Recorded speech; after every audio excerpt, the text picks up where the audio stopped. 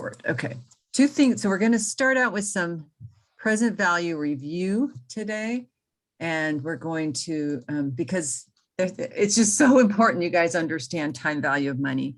And we have two goals, which we may or may not get to today, but the long-term goal with present value is two things. One, that you will be able to calculate the selling price of a bond.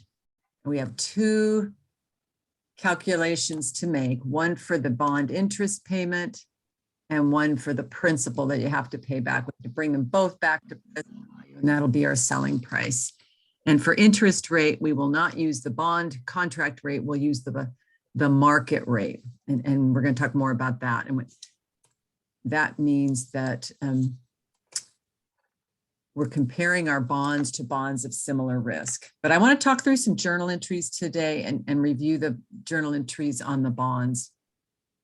Okay, so let's go. So let's practice some present value problems. So if you don't mind, get out a blank piece of paper, turn in your course pack to the tables, and they start on page 68 in your course pack. The tables, page 68, okay? So everybody got a blank piece of paper, a calculator, and your tables. Okay, and as we do these problems, you're gonna be kind of, for every problem, and I don't know if this helps, it helps me a lot.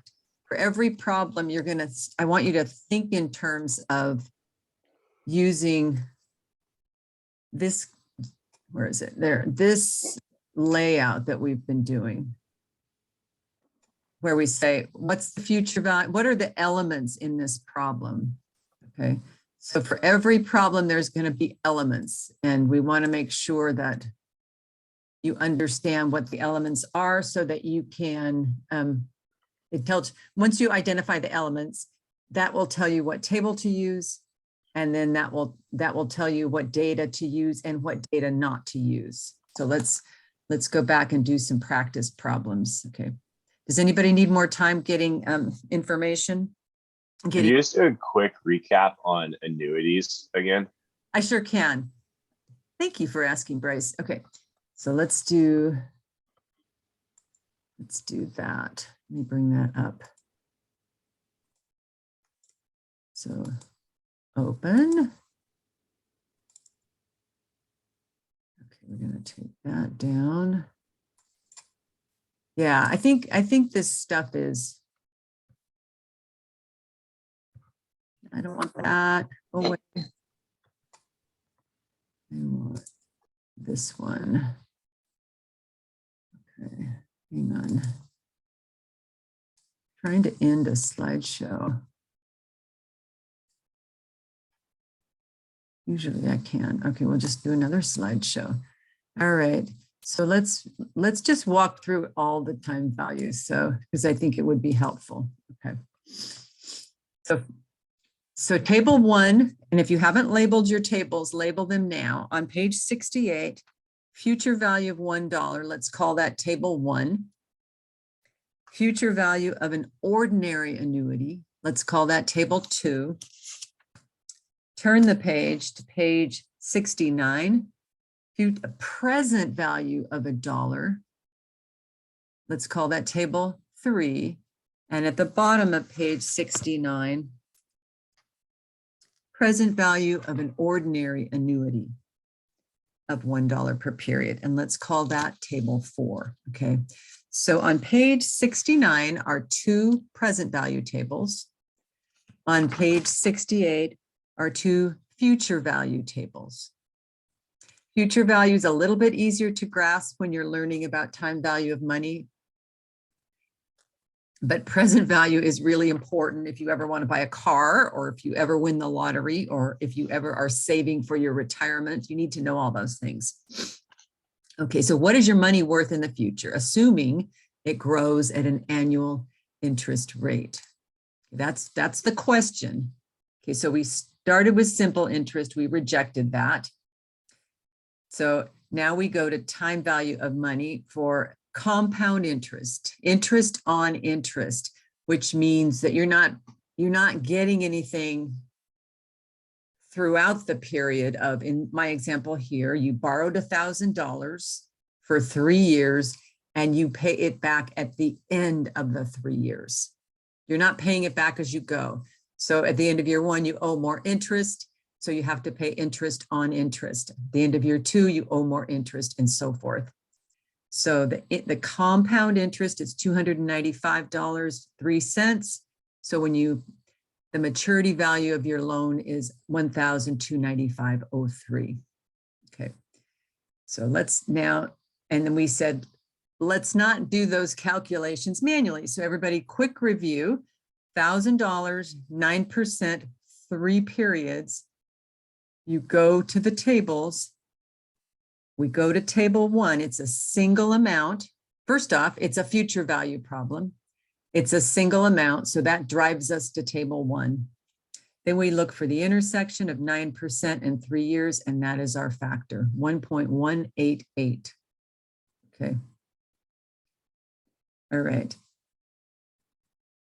A lot easier. So we take that factor, multiply it by the single amount, and we get our maturity value. So now, that was another practice problem. We'll come back to that. We're going to do a different one today. So now let's look at annuity tables.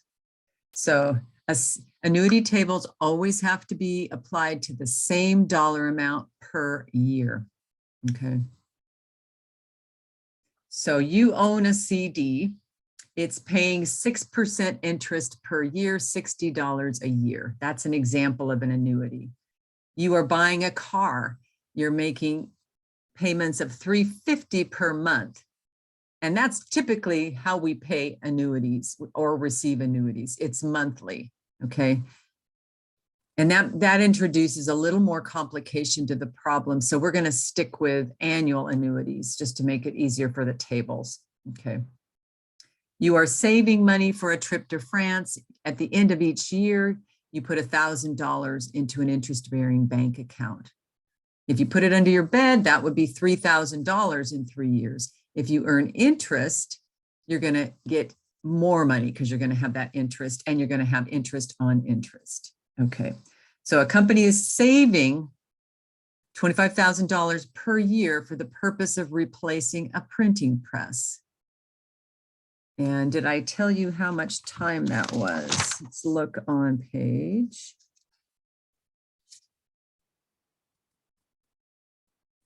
Let's use a 6% interest rate. That's what they had. Okay, 6% interest rate. So in 4 years, what will be the balance in this account?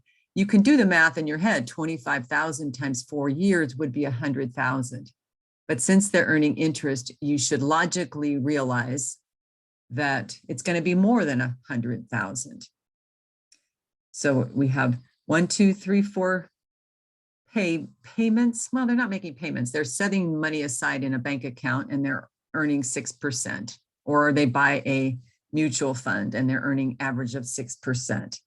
So you know this factor, you know payments, you know the number of periods, 4 years. We don't know future value. That's what we're asking. That's why I put the question marks there. So we have 3 elements that involve dollars: future value, present value, and payment. One of those elements for each problem is going to be irrelevant. It's not going to be used in the problem. And in this problem, present value is not going to be used. Okay. We have the payment amount and we're solving for future value. So we go to the intersection of 6% 4 periods, 6% 4 periods, we get 4.375. Multiply it by the single payment amount, because the 4 years is already built into the factor because you've selected 4 years here, and you get 109,375. Okay. So you should intuitively know it better be more than 100,000. Otherwise, I should just put it under my bed, my mattress. Okay. All right. So how was that, Bryce? Does that make more sense? Yeah, definitely. Thank you. Okay. So let's go back to the practice problem. Can you guys do this one? If 20,000 is deposited in a savings account at the end of each year, and the account pays an interest of 5% compounded annually, what will be the balance of the account at the end of 10 years? So can you guys do that real quick and either put it in the chat or and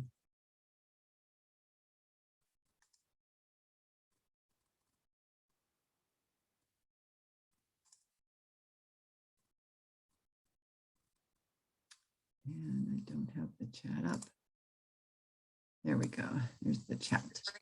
How much is going to be in? So you're looking, you've got a payment amount, you've got an interest amount, and you've got N of 10. Bryce, you are correct. Anybody else?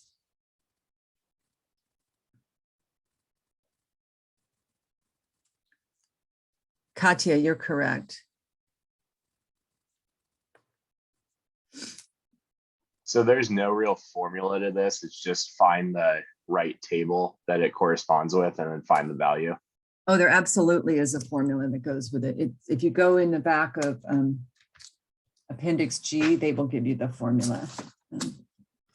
I don't teach the formula because when I use present value and future value, I just use an Excel spreadsheet and it's all built into it. Okay, and that's all we'll need to do. Like we won't have to memorize the Correct. formula for it. Okay. So for, as you know, you were asking about exams, we'll put the tables in with the exams. Wacy, that's correct. Otto, that's correct. Good, good, good. Okay, remember to use the right table. This is table, which table are we using?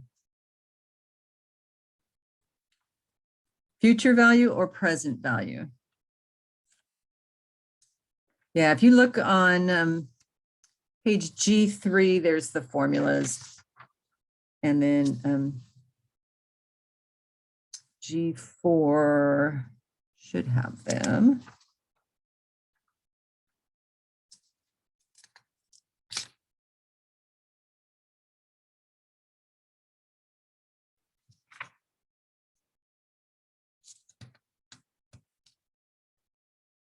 Okay. Alexis, yes, correct. Okay. Wacy, you are correct. So let's just load that in there. So let's make it look like a, so we had, if I can do this. If I can do this live, okay. Can you see my Excel spreadsheet? I hope. Can you guys see my Excel spreadsheet or no? Yeah. Okay. So I said to you,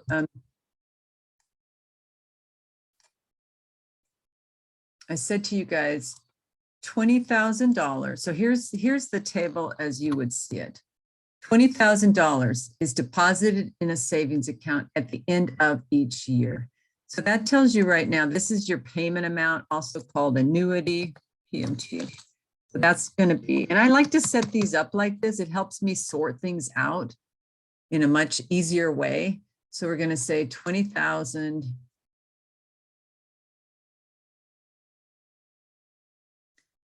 $20,000. And the question is, what will be in the balance of the account at the end of 10 years? So now we know 10 is our N, number of periods. Okay. And the only thing left we need to know is interest rate. And that's 5%. Oops, use the right one, 5%. Okay. So I've got my dollar amount, I've got my N, and I've got my interest rate. So now the question is, what am I solving for? Am I solving for present value? Am I solving for future value? So let's read the problem again. What will be future tense of balance of the account at the end of 10 years? Okay, so I'm solving for future value. So I'm going to say, this is what I'm solving for. Present value is not applicable for this problem. Okay, all right. So now I just go to the intersection of 10 years and 5%. Oh, wait, what table am I in? Wacy said table 2 because it's an annuity. It's either going to be table 1 or table 2 because it's future value. All right, it's either going to be table 1 or table 2 because it's future value. But because I'm using an annuity, a payment amount, that moves me to table 2. If it were a single amount, I'd be on table 1. Okay, so I look at my factor, 5%, 10 years, and the factor is what? What'd you guys get? 578? Is that correct? I think that's correct. That's what I got. Okay. So then we take this factor and multiply it by the 20. And that's what we did here. And that equals, I think you guys got 560, right? I think I had some extra digits there. Okay. All right. 251,560. All right. Okay. So does that make sense to anybody? Or does anybody have questions rather? So I use this table format and that gets me to there. It's also kind of nice. Let me just give this quick demo on Excel because Excel is like the best program in the world. Okay, this is what we did. And then we multiplied 20,000 times 5 and we got that number, okay. Now I could come over here and solve for it here. I could say, what is my future value? I could go up here and bring up my functions. And I could say, go to finance and go find future value here. Here it is. And look here, I have a pull, can you guys see this? A pull down menu where I fill it all in. Tegan, I'll go to page 68. Look at the intersection of 5% and 10 years. Okay. So for rate, I can plug in 5%. For number of periods, I can plug in 10. And for payment, I can plug in 20,000. And of course, there's my answer. It's slightly different from the one you got because their factors have more decimals in it. Okay, so the reason I like you thinking in tables is because when you use Excel for present value, future value, and payment problems, you're already thinking in that terminology of filling out the table. Okay, all right. I love Excel. 5% and 10 years. Helen, we're doing an annuity problem. So we know it's future value. We know it's future value.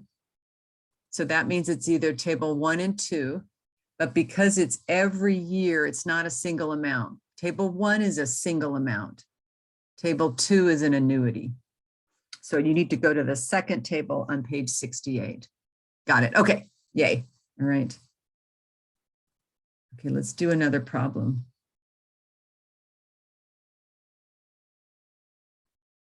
Got that one. If 20,000 is deposited in a, okay, we'll do this problem and then see if you can do your table. I'm sorry, see if you can fill out all the tables. Okay, these are good questions, guys. I appreciate, these are great. So let's see.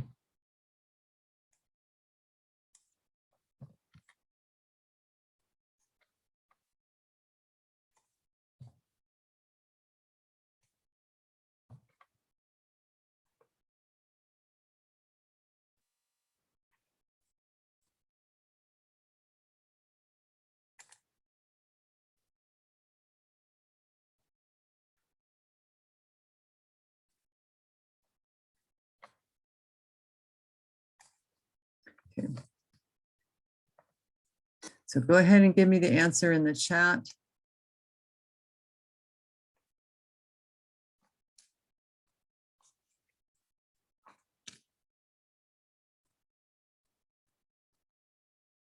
Bryce, you are correct. Tegan, it's a single amount, not an annuity.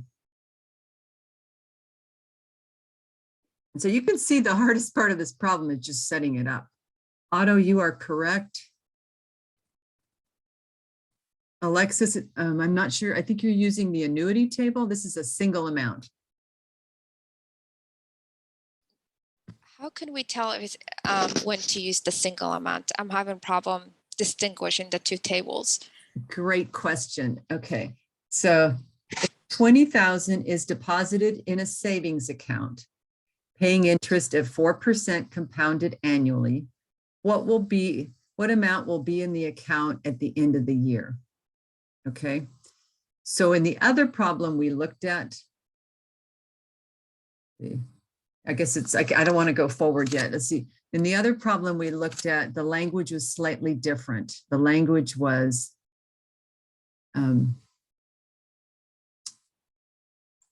if 20,000 is deposited in a savings account at the end of each year,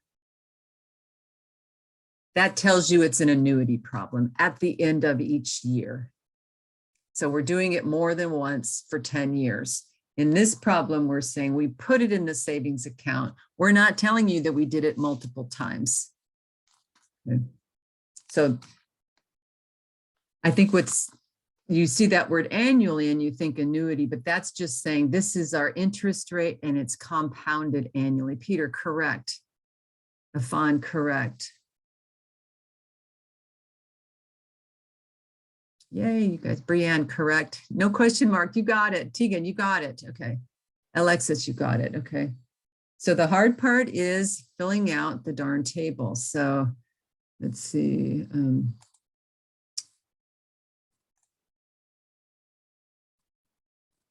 back here. I want this. I want to fill out the table.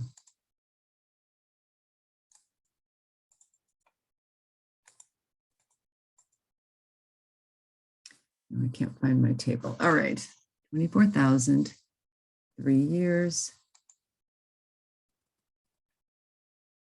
Here we go. Okay, so what are we solving for in this table? So help me fill this out. What are we putting in future value? Is it a question mark or is it an NA?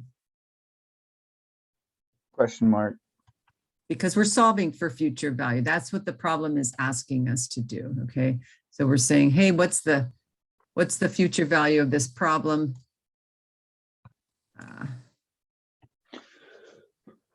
Okay, so we're saying question mark.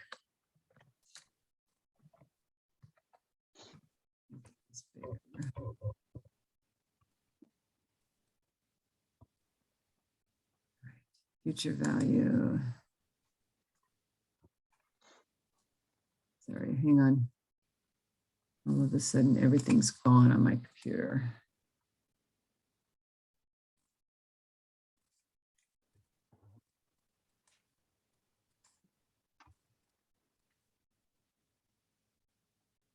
Sorry, my computer just froze. Hang on just a sec.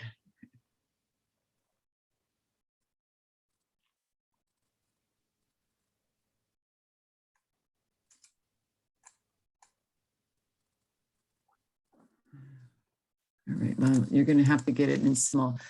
Are we solving for present value for this problem? I'm sorry, do we know present value for this problem? We know we're solving for future value for this problem. Okay, do we know present value or is it NA? Okay, let's come back. We know it. Come back to it. Do we know interest rate? 4%. Bingo, okay. Do we know N? 5 years. Good. Is this an annuity problem? Or is it No. an amount? Is this an annuity problem? Are we doing annual payments of 20,000 or a single amount? Nope, it's not an annuity. Okay, so that's what I'm driving at. It's an NA. So then we must know present value. What's present value? 20,000. Yeah. Okay. All right. And so that tells you that's what your multiplier is, 20,000. Now we go to the intersection of 4% and 5 years, and we get the factor, wait a minute, 4%, 5 years, and we get the factor 1.217. Sorry, table 1. And the factor is 1.217. All right. So we multiply it and we get 24,333. I think you guys got a slightly different answer, but I think my numbers are 217 times 24,340. Okay. You guys with me? So that's a single amount. So this is what's tricky. Is it a future value problem or a present value problem? And then is it a single amount and is it an annuity? When I put 20,000 into my calculator, I get 24340,217. Is anybody getting a different answer? 1.217. 5 years at 4% times 20,000 equals 24340. That's right. You got it right. What did I say? 24340. You got 24340. And then some, it looks like you did a transposition error. So 24340. Okay, so let's go to the next one. This one is you're putting it every year at an account at the end. The word each should tell you this is an annuity problem at the end of each year.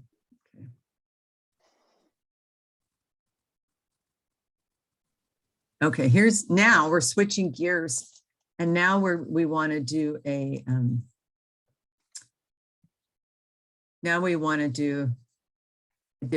different one. So let's take a look.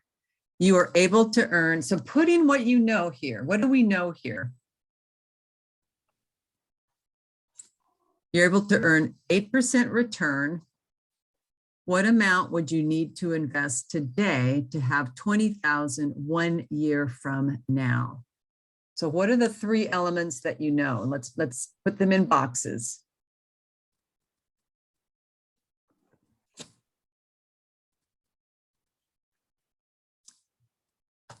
Do we know interest rate?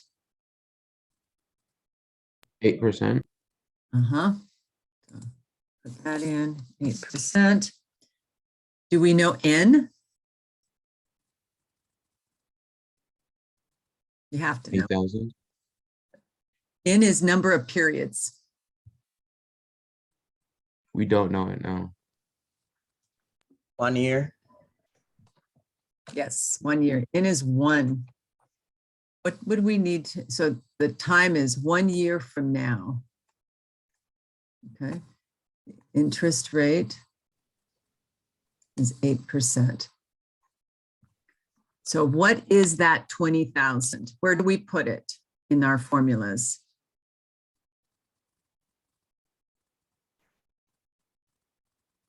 Future value. That is correct, Wasey. So our goal is 20,000 1 year from now. All right, so now the only question is, what are we solving for? Present value or payment? Present value. Yeah, so that's going to be, so as soon as we know what we're solving for, we know which set of tables we're looking at. Okay, so now we're on page 69, tables 3 and 4, because those are the present value tables. Okay. And so that means that we have no annuities, so we have an NA here. Okay. So let's look at page 69.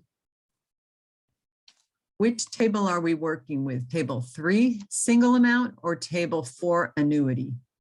Single amount, right? Yay. So that would take us to table 3.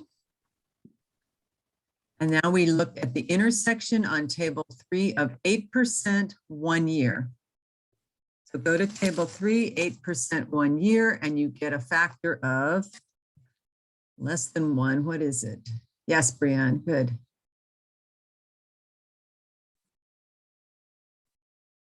What's our factor? Thank you, Tegan. 926. And then we're going to multiply the 926 by the 20,000. I'm glad we're reviewing this. So.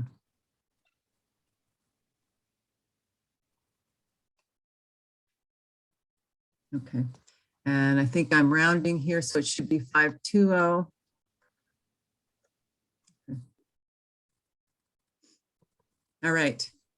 You guys feeling stronger? Okay. All right. Yeah. I've got two more for you. Okay. Hazel Company has just purchased equipment. Hazel Company has just purchased equipment that requires annual payments of $30,000 to be paid at the end of the next 4 years. The appropriate discount rate. Now, sometimes they use that term, and it's a real flag. But think of it as interest rate. It's another term for interest rate. But it's also a flag. If you're going to be discounting something, you pay less. Okay. So that means you take out the interest and put it in today's dollars. So that tells you when they use that language discount rate, it's probably a present value problem. Okay. And then the problem actually asks for that. What is the present value of this payments?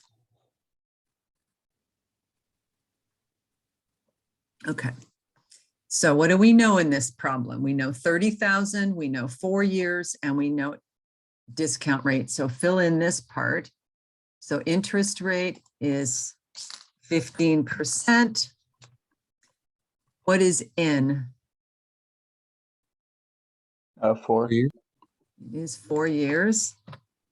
And then now we have to figure out where to put the 30,000. Where do we put the 30,000? Is it annuity? It is. Why, Alexis? The annual payments at the end of the next 4 years. At the end of each of the next 4 years. Big Yeah. each, that word each is coming out. Okay.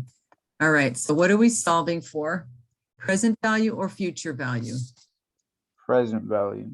Okay. So that gets the question mark. That means future value is NA for this problem. Remember, there's 3 elements with dollars: future value, present value, and payment. For every problem, one of them is going to be irrelevant. Just one. So we know we're solving for present value. So that means we're on page 69. Is it table 3 or is it table 4? 4, but there's no 15% column. There's no 15%? Well, shoot, let's make it 8% then.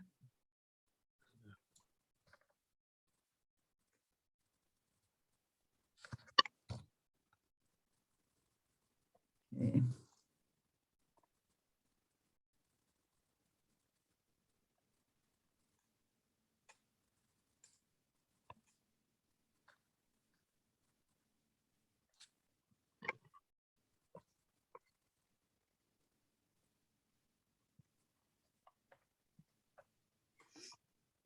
Yeah, let's see what you guys come up with.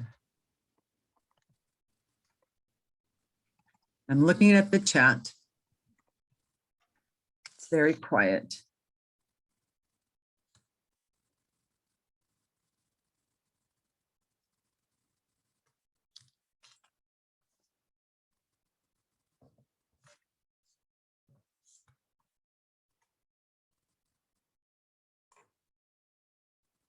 Oh, good, good. I guess I missed all those. Yes, yes, yes. Okay. So how do you know what table to use, guys?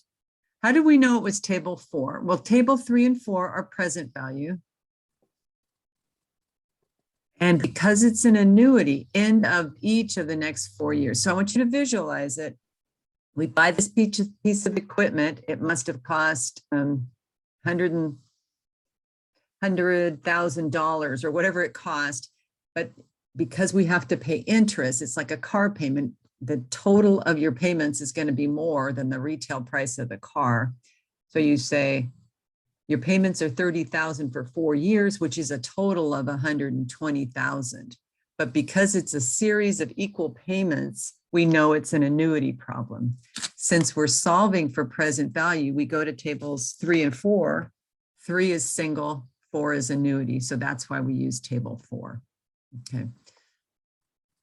All right, so I got this and a bunch of you got this as well. Okay. All right, last practice problem.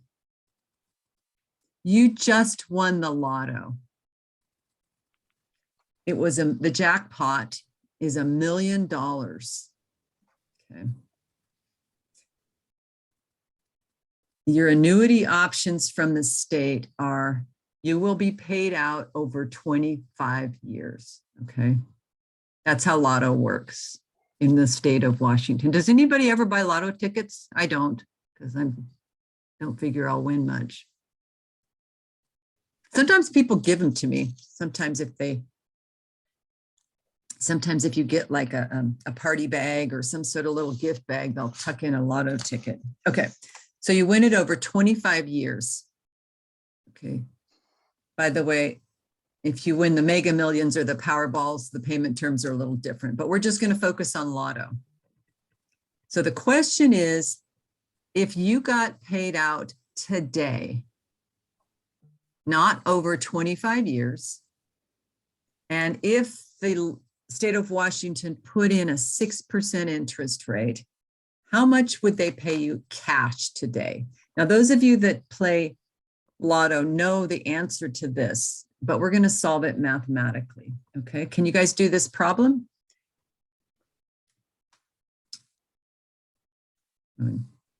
Here's the references on lotto.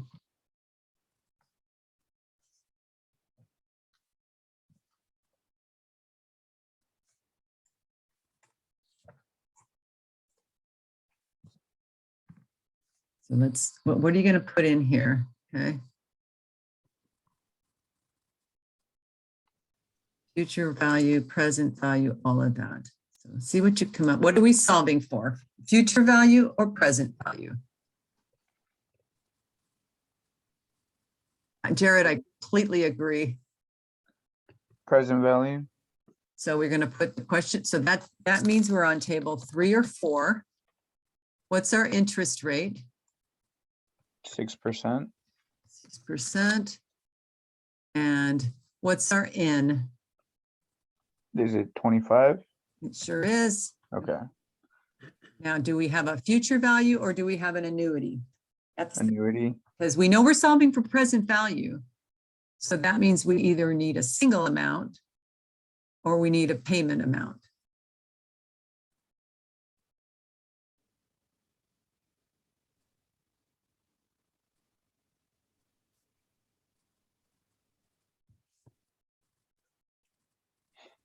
Would it be annuity?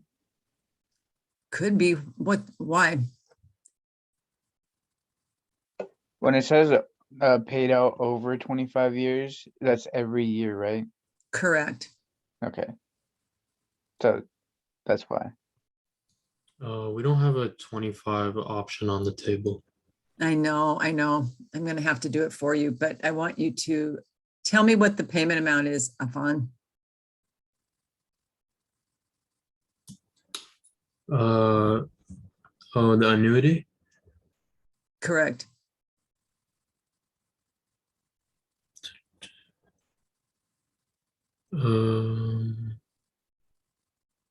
Interest 6, ends 25. So no, it's not that complicated. You're going to get $1 million over 25 years. How much are you getting every year? Oh, okay, I got you. I was trying to find it off the No, table. yeah, don't do the math yet. Just 40,000. correct. Yeah. You guys see that? So you're going to be paid over 25 years, 40,000. How did we get it? $1 million divided by 25 years. Okay. What table would we use? Oh, sorry. Are we using future value at all? Or is it an NA? NA. So what table would we use? We're solving for present value. So that tells us it's table 3 or 4. Which table are we using? Thank you, Brianne. That's good. Yeah.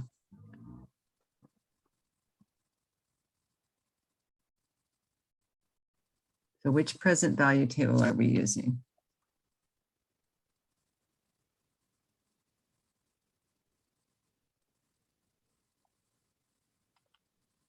Table 3 or table 4?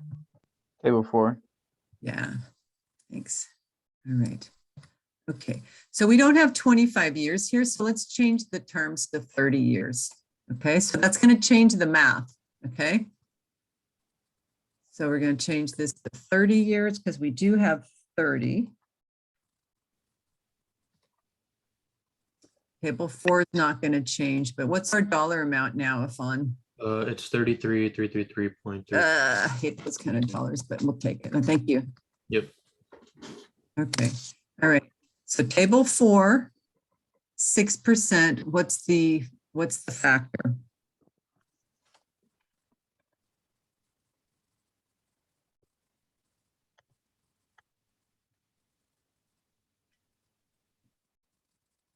$13.765. Correct. All right. Okay, so how much would we be paid today? I changed it. Let's see. Percent.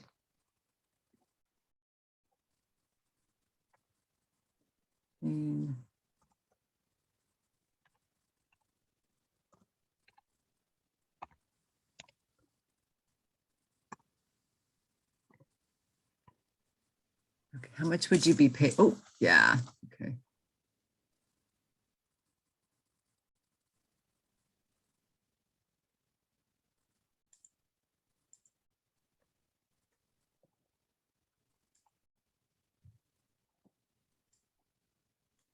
So it's going to be 33 times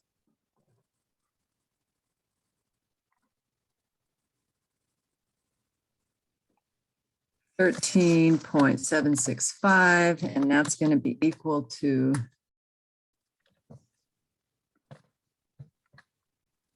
you got, oh, you're doing it in your calculator, Afan, aren't you? You've got a bigger factor. So 8.2, yours more accurate. Okay. All right. That's it. You won $1 million and you'll be paid out over, in my example, 30 years. It's really 25, but I didn't give you that factor. And you're going to get 458,000 today. Or you can get $1 million over the next 30 years, which is about 33,000 a year. Which would you choose? Probably Definitely just now. take it now. Yeah. It's like a what? You take it now? Yeah. I mean, you'd make more just investing all the money that you get now than waiting, taking $33,000 a year for the next 30 years. Yeah, if you just put it into like the S&P 500, you'd probably make more. Yeah. What's the S&P 500 making right now? It's down like since the past couple months, but I mean, just overall, like no matter when you buy it, if you hold on to it for 30 years, it'll appreciate just like gold. Yeah. Or real estate or anything for that I matter. mean, yeah, there's different methods. Like you could put in some of the top ETFs. They can get you like 11% or so. Good. That was last year. This year's a little different. Yeah, no, it's different now. I would probably use like put in like some DeFi and use a like make a interest on like cryptocurrency staking, because you can do it with the USD coins and they pay better than the bank's interest. They pay like a good 11 to 16. Yeah, I'd probably just diversify, do some ETFs, like broad market, blue chips, some like gold. So your gamble. So let's the- think about this. Those are all great ideas. And I think I would probably agree with you, but this is the gamble. If you take the money now, I'm going to make more in the stock market or bond market or what Bitcoin market. I'm going to make more than 6%. That's the gamble. Okay? Yeah. As they're saying you're gonna beat the 6%.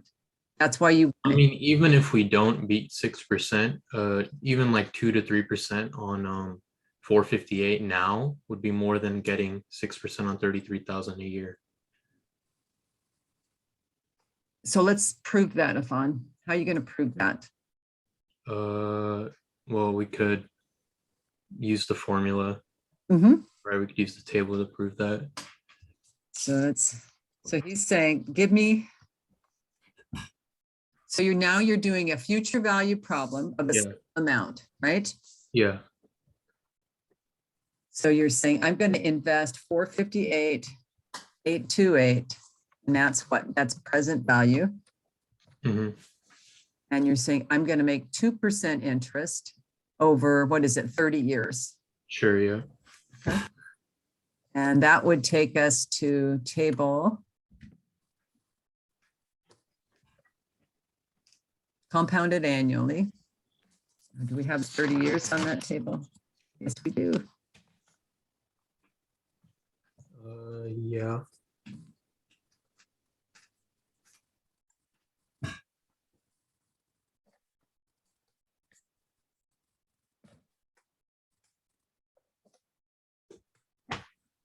Okay. You guys with him?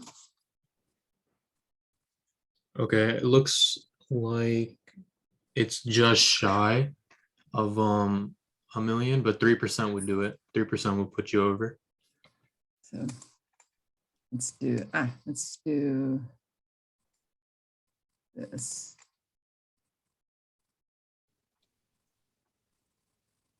Yeah, 3% would put you at 1.113,000 and a little bit of change, and 2% would put you at 800 something thousand. So Oh, because because you're not getting any interest. yeah. So it'd be. I'm with you. So in you're saying between. all I have to get is, so if I get 2%, Mhm. my factor is what? It is The factor is 811. yeah. That assumes a consistent interest rate over 30 years of 2%. I think that's highly doable. Yeah, and that would be 2%. that'd be almost as good as the 33 and then the 6%. And if it was 3%, then you'd be making more. Gotcha. Because they're charging more. That's right. Yeah. Now, my question is, so 2.427, right? Okay. So you'd multiply that by 458. All right. So my question is, who has the discipline to do that? You won $458,000. How many of you have the discipline to say, I won't touch that money for 30 years? That's easy. Yeah. Just put it in 401k where you can't touch it. And if you touch it, you get penalized. Or you can put it in Roth IRA if you want to, as a retirement. You could do account. that. You could do all that. I Yeah. totally agree with, except I left off one factor. Sadly, you don't get 458,000. You get 458,000 minus 25 or 30% taxes. Taxes, yeah. Yeah, you got to take that into account. Okay. Yeah. You won $458,000. You're a college student at Bellevue College. Okay. If you do not touch that money for 30 years, you'll beat the market. You'll beat the lotto odds of, you'll make more money than you would with the lotto. So my question is, how many of you would actually do that? Not touch the money for 30 years? Would you do something else? Would you spend some of it? So, or would you Does it get taxed like right when, like before it comes out as the annuity, or is it the whole amount it get taxed on each annuity payment? Do you know? when they send it to you, I don't know how they do it. I believe they pull the taxes out as they send it to you. So if they send you 30,000 a year, you might get 22,000 from the lottery people, and they would withhold like we did at the beginning of chapter 10 on paychecks, they would withhold the amount and deposit it in the IRS. So you're going to get a lot less. So, but you can try. So here's the other question that you guys, let's see, let's do this just real quick because I think it's interesting.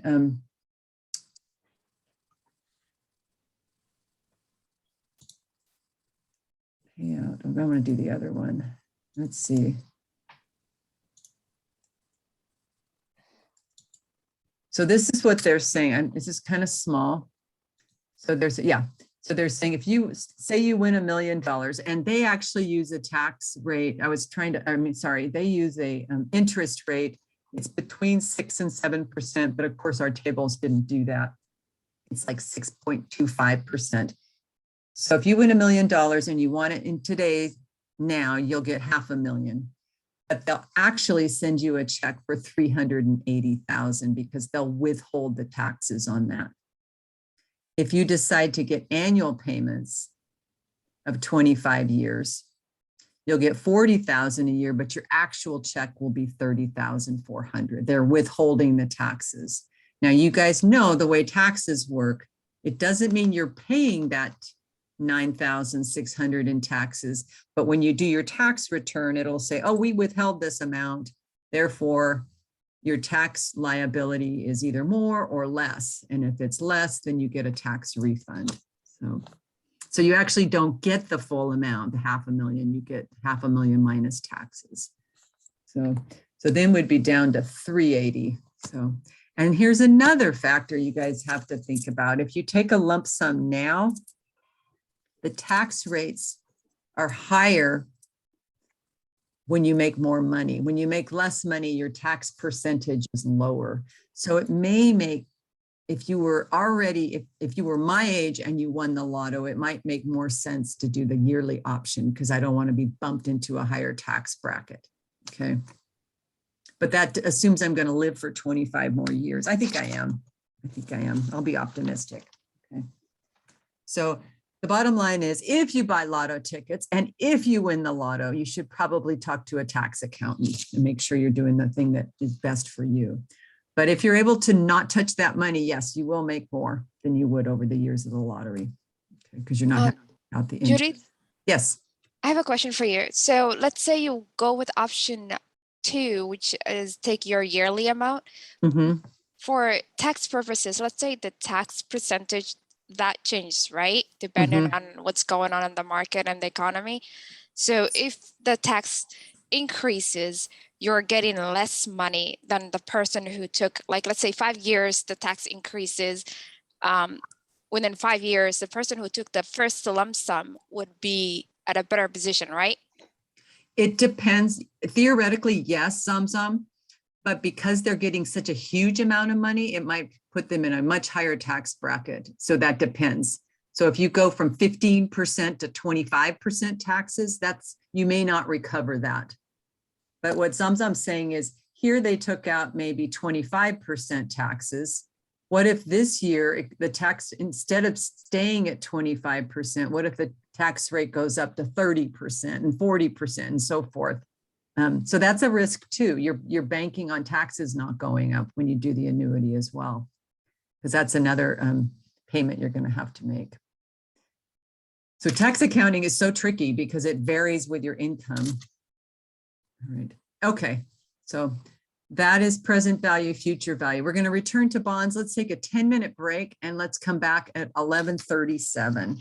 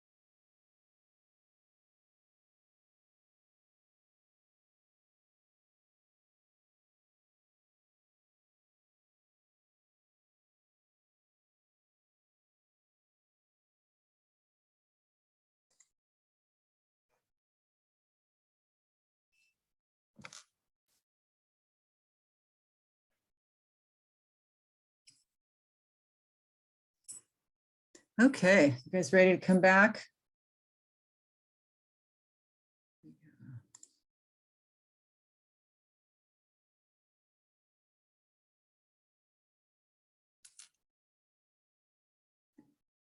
All right.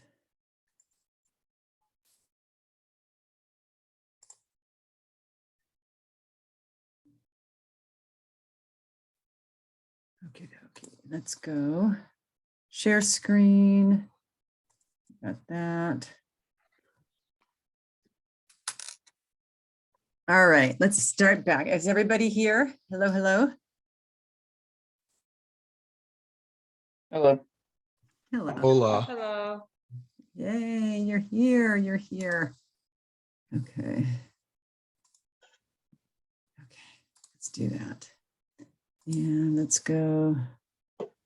Don't want to do that yet. So we're gonna go back to chapter 10. So we're not gonna do this piece of it just yet. But when we calculate the face value of a bond, wait a minute, I think I ran the recording through the break. Okay, well, too bad. Wait a minute, I'm just gonna stop it.